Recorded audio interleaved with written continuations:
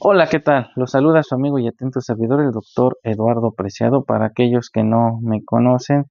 soy abogado, licenciado en Derecho con especialidad en juicios orales. Cuento con una maestría en Derecho Procesal Penal y otra en Derecho de Amparo, además de un doctorado en Derecho Penal. Soy abogado postulante en materia penal, administrativa disciplinaria y en amparo. Asimismo, soy docente de nivel licenciatura y posgrado en mi propia universidad. El motivo del presente video es para eh, explicar la diferencia entre lo que es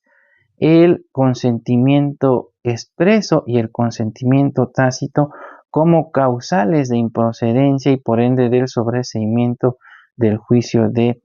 amparo. Ello en razón de que a través de mis redes sociales uno de mis seguidores me contactó para preguntarme cuál es la diferencia entre una y otra figura. Y en ese orden de ideas es importante precisar que atendiendo a lo dispuesto por el artículo 61, fracciones 3 y 14 de la Ley de Amparo,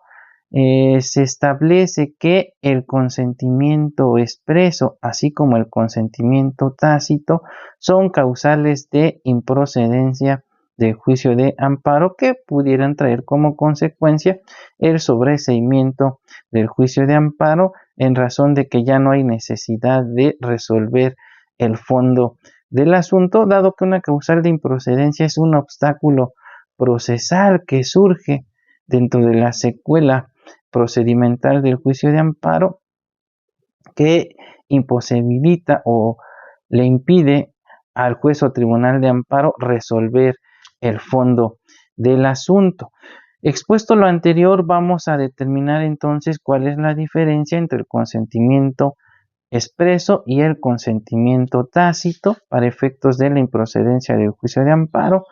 Y en ese tenor podemos establecer que el consentimiento expreso lo vamos a obtener de la manifestación inequívoca de la voluntad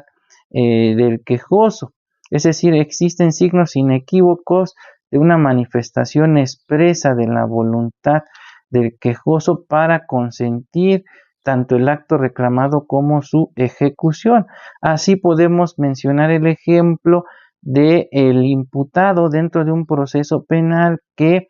eh, interpone el juicio de amparo contra el auto de vinculación a proceso. Sin embargo, una vez que está en trámite el juicio de amparo, dentro del juicio natural, es decir, dentro del proceso penal, por así convenir a sus intereses, decide someterse a un procedimiento abreviado, por lo cual expresamente renuncia al juicio oral que le correspondía, acepta su responsabilidad dentro de los hechos que se le atribuyen, acepta ser juzgado con los datos de prueba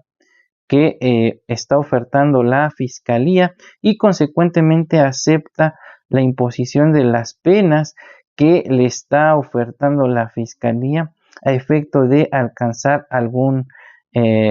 beneficio, ya sea en la sentencia o bien en etapa de ejecución a través de los beneficios preliberacionales, como pudiera ser la suspensión condicional de la pena o la libertad anticipada, y de donde se desprende entonces que dentro del juicio natural hay un consentimiento expreso por parte del quejoso que traerá como consecuencia, desde luego, dentro del juicio de amparo, una causal de improcedencia y por ende el sobreseimiento del juicio, ya sea fuera de la audiencia constitucional o bien durante la celebración de la audiencia constitucional, y consecuentemente se acordará el sobreseimiento del juicio de amparo. Ahora, por lo que respecta al consentimiento tácito, aquí no vamos a tener una manifestación expresa de la voluntad del quejoso, sino al contrario, ante su silencio, su inactividad o por haber realizado determinados actos, tácitamente vamos a tener elementos suficientes para presumir fundadamente que el quejoso consintió el acto reclamado y su ejecución. Así tenemos el ejemplo de la persona que está poseyendo un inmueble y recibe una notificación que, si bien no va dirigida a su persona, donde se ordena el desalojo del inmueble en cuestión, al ver el documento, decide salirse del domicilio. Y si bien es cierto, la notificación no iba dirigida a su persona, ya se hizo conocedor o sabedor del acto reclamado, y por ende, desde el momento en que se llevó a cabo la ejecución del desalojo, ya está sufriendo una afectación dentro de su esfera jurídica. Consecuentemente, a partir del día siguiente a la ejecución del acto reclamado, es decir, al día siguiente del que tuvo conocimiento del acto reclamado, tiene 15 días para promover el juicio de amparo en términos de lo dispuesto por el artículo 15, el artículo 17, párrafo primero de la Ley de Amparo, en relación con el artículo 18 del mismo ordenamiento. Sin embargo, en lugar de promover los medios de defensa ordinarios que establece la ley, o en su caso promover el amparo como tercero extraño a juicio, omite hacerlo dentro de dicho plazo y lo hace 6 meses después de ocurrido el hecho. Consecuentemente, lo que va a surgir, ya sea de manera inmediata una vez que presente la demanda, y si no existe duda por parte del juzgador, pudiera acordar la improcedencia del juicio de amparo, desechando la demanda de plano, sin necesidad de agotar todas las fases procedimentales del juicio de amparo. Si a contrario sensu llega a la conclusión de que con la información que fue vertida por el quejoso no tiene elementos suficientes para llegar a la convicción de que existe indudablemente una causal de improcedencia, entonces admitirá la misma, y con la información que se allegue dentro del juicio de amparo y lo que en su momento le aporten las partes, podrá resolver la improcedencia del juicio de amparo, ya sea fuera o dentro de la audiencia constitucional. Entonces, ¿cómo podemos concluir entonces cuál es la diferencia entre el sometimiento expreso y el sometimiento tácito? Que en el sometimiento expreso, como lo comentamos, hay signos inequívocos de una manifestación de la voluntad del quejoso, mientras que en el consentimiento tácito lo que vamos a presumir es que ante la omisión o el silencio por parte del